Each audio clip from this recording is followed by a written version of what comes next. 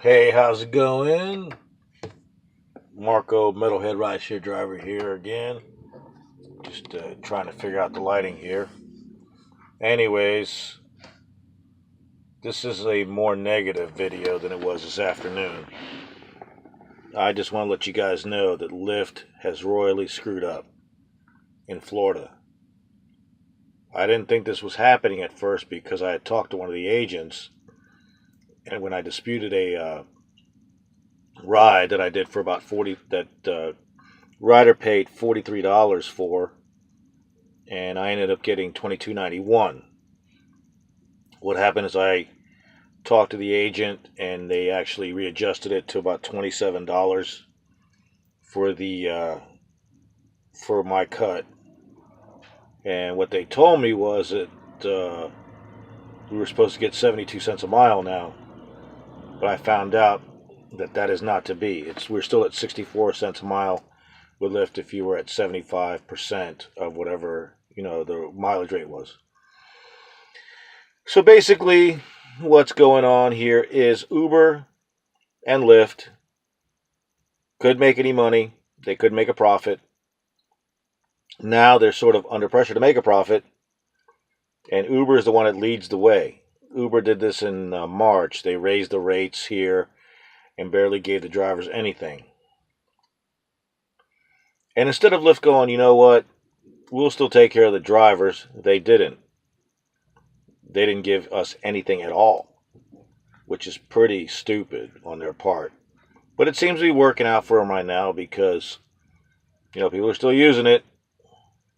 So I just think that Lyft could have done something a little bit better because they always claim to be so driver friendly. But instead they were just worse than Uber. And I was looking forward to reporting a positive on these guys. I mean, I still work, I still drive with them and I still drive Uber, but it's got to be known. All you riders out there, you guys are getting a pretty sweet deal. And it really sucks that both Uber and Lyft, under the guise of having to tell us that we were going to be busier, had to take us down to these astronomically low levels. And now they're going to be raising rates again.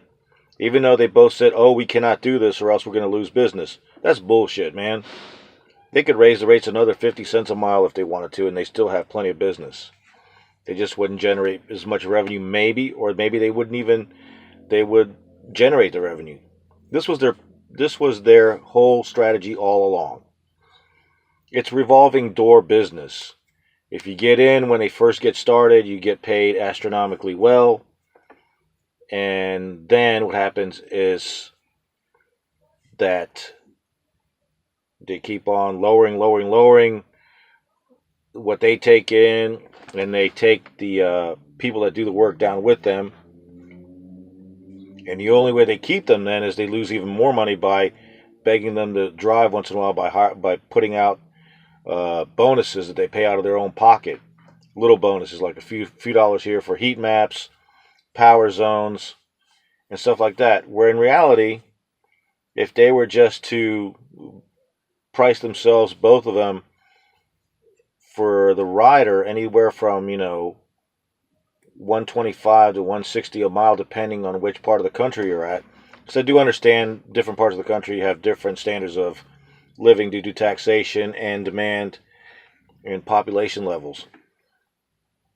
So, in a country area, if you priced, or an inexpensive metro, if you price things at about 125 to 130 a mile, that'd be fine. If you did it like in places like San Francisco, New York, 160 to 175 a mile, everybody would be fine for Uber X, and then it would go up from there. And we'd all make money, we'd be happy, we wouldn't have to have surges because everybody would be working. But nope, I don't know what kind of game these guys are playing, and I don't understand what the strategy is. Pretty much Uber probably tried to monopolize on the whole thing, but governments do not allow monopolies. You can get close, you could have market share, like majority market share, but you will never be able to monopolize on anything because governments will not allow that anymore. And the only reason anybody can ever monopolize is if they use government, because capitalism actually works quite well when it's implemented in its proper form. The only problem is all this talk of capitalism being the culprit is not true, because most of the capitalism you've seen has had government siding with wealthy people to help them dominate the markets, and then you have other sides of government that are against wealthy people, so you always have this fight. It's more of a class warfare thing that's going on. But anyways, in what do you call it? Like, in so much, basically, Lyft has screwed up. They could have basically been a hero here, and they decided not to. So whatever. Hopefully they'll learn their lesson. Hopefully what'll happen is maybe they had to distance. They had to put some distance in the profits versus what they pay the drivers or what the cut is. But I don't know if that's going to happen, because what they're doing now is they're saying, this is what we're going to pay the drivers now. We're going to pay them this much of the mileage rate that we pay the drivers. And that's it. And I have a feeling they're going to continue to try to distance, what they charge the riders and what they give the drivers, which is pretty bad. If they continue to do this, they will start losing drivers, and it's going to be pretty bad. Because then they won't be able to collect from the customers or the drivers. Yeah, there'll be drivers staying, which I probably will too, but in the overall, does Lyft and Uber want to go with a 20% exodus from drivers if they continue to do things like this? Otherwise, the other thing I wonder is this: are we subsidizing in Florida some of the other states where they get paid more, where they have such a high demand that they have to beg drivers to come in, so we have to subsidize those drivers with bonuses? Because we don't get that many bonuses here in Florida. Florida's a big state, but for some strange reason, I'm in the Tampa Bay area. We don't get those always quests and boosts and surges and high surges and stuff. So for them to increase the rates in a state like Florida, not have much as far as surges, and then, not hardly any kind of bonuses from either one of the companies, it's going to start affecting them. And this is why they don't do it all over the country, because they want to see where it works and where it doesn't. Anyways, that's all I have to say right now. And like I said, I think it sucks that they're doing it, but they're going to do it. It's capitalism. And like I said, if the government stays out of it, capitalism will resolve itself quite well.